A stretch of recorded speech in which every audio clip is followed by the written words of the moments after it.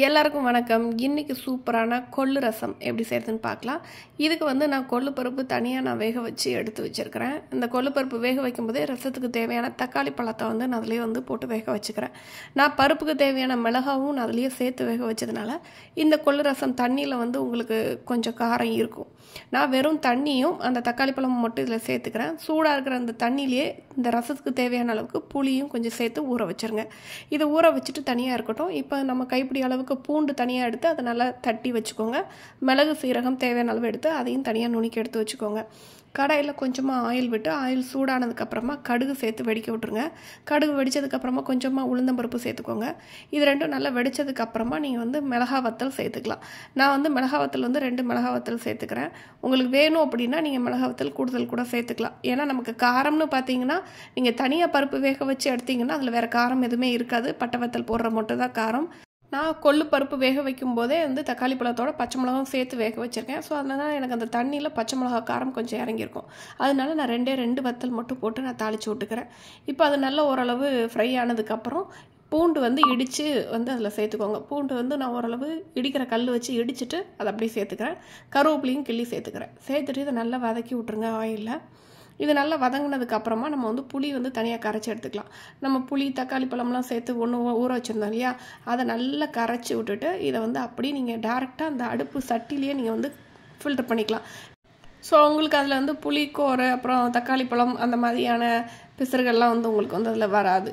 கையாலே அப்படியே நல்லா ஃபில்டர் பண்ணிவிட்டு அப்படியே இந்த தண்ணியை அப்படியே அதிலே சேர்த்துக்கிறேன். சேர்த்துட்டு இந்த ரசத்துக்கு தேவையான அளவுக்கு தண்ணி எக்ஸ்ட்ராவாக வேணும்னா நீங்கள் அதை ஆட் பண்ணிக்கலாம். காரம்னு வேணும்னு நீங்கள் நினச்சிங்க, பட்டை வத்தல் 2 தான் போட்டிருக்கீங்க அப்படின்னா நீங்கள் இந்த புளி தண்ணி ஆட் பண்ணதுக்கப்புறமா நீங்கள் நம்ம உப்பு மஞ்சத்தூள் சேர்க்கும் போது கொஞ்சம் மிளகாய்த்தூள் நீங்கள் சேர்த்துக்கலாம். காரம் வேண்டாம் அப்படின்னு நினச்சிங்கன்னா இதை எப்படியே ஸ்டாப் பண்ணிக்கலாம். கொள்ளு ரசம் ரொம்ப சூப்பராக இருக்கும். இந்த ரசம் நீங்கள் காரம் கம்மி பண்ணிவிட்டு நீங்கள் சூப் மாதிரியே நீங்கள் குடிக்கலாம். அதுவுமே நல்லது. இல்லை நீங்கள் சாப்பாடுக்கு போட்டு பிசைஞ்சு சாப்பிட போகிறீங்கன்னா மட்டும்தான் நீங்கள் இந்த அளவுக்கு காரம்லாம் நீங்கள் வேணும்னா ஆட் பண்ணிக்கலாம். நான் இன்றைக்கி சாப்பாடுக்கு போட்டு பிசைஞ்சிக்கிற மாதிரி தான் பண்ணுறேன். ஸோ அதனால் எனக்கு காரம் இன்னும் கொஞ்சம் போட்டாலுமே ஓகே தான். நான் இப்போ கல் உப்பு சேர்த்துருக்கிறேன். கொஞ்சமாக மஞ்சள் தூள் சேர்த்துக்கிறேன். அதுக்கப்புறமா கடைசியாக கொஞ்சமாக பெருங்காயத்தூள் ஆட் பண்ணிக்கிறேன். இந்த இடத்துல காரத்துக்கு மிளகாய்த்தூள் வேணும்னா ஆட் பண்ணிக்கலாம். இது எல்லாத்தையும் சேர்த்துட்டு நல்லா ஈவனாக கிண்டி விட்ருங்க. நல்லா இது நுரக்கட்டி வரணும். பொதுவாக ரசம் நம்ம கொதிக்க விட மாட்டோம் இல்லையா, அதனால நீங்கள் லேசாக நுரக்கட்டினாப்பில் வரும்போதே நீங்கள் மல்லித்தலை தூவி இறக்கிக்கலாம். ரசம் நீங்கள் கொதிக்க விட்டீங்க அப்படின்னா ஒரு மாதிரி கடுத்து போன மாதிரி டேஸ்ட் மாறும். அப்படிங்கிறதுனால நீங்கள் ரசம் கொதிக்க விட வேண்டாம்னு சொல்லுவாங்க. இந்த அளவுக்கு எனக்கு இந்த நுர கட்டி வந்துருச்சு. ஸோ இந்த டைமில் மிளகு சீரகம் தட்டி வச்சுருந்தோம் இல்லையா, அதை நான் அதில் சேர்த்துக்கிறேன். கடைசியாக நீங்கள் அதை சேர்க்குறப்போ அந்த மிளகு சீரகத்தோட வாசனை நல்லாயிருக்கும். மிளகோட காரமும் கொஞ்சம் நல்லா தெரியும். ஸோ அதனால் மிளகு சீரகம் நான் கடைசியாக தூவி எடுத்துக்கிறேன். இதுக்கப்புறமா கொஞ்சமாக மல்லித்தலையும் சேர்த்துக்கலாம். சேர்த்துட்டோன்னா ரசம் ரெடிங்க. சூப்பரான இந்த ரசம் நல்லா சூடான சாதத்தில் நல்லா கொஞ்சம் சாப்பாடை கொஞ்சம் குலைவாக வடிச்சிட்டு ரசம் நிறைய ஊற்றி கொஞ்சமாக நெய் சேர்த்துட்டு நல்லா மசிஞ்சு பிசைஞ்சு கொடுத்துட்டு அதுக்கப்புறம் சாப்பிட்டு பாருங்கள்.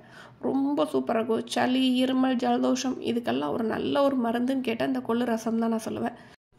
இந்த கொள்ளு ரசத்தோட ஒரே ஒரு அப்பளம் மட்டும் வச்சுருந்தாலே போதும். அவ்வளோ சூப்பராக சாப்பிட்றலாம். சூப்பரான இந்த ரெசிபியை நீங்களும் உங்கள் வீட்டில் மறக்காமல் ட்ரை பண்ணி பாருங்கள். பிடிச்சிருந்தா நம்ம சேனலை மறக்காமல் சப்ஸ்கிரைபும் பண்ணிக்கோங்க. தேங்க்ஸ் ஃபார் வாட்சிங்.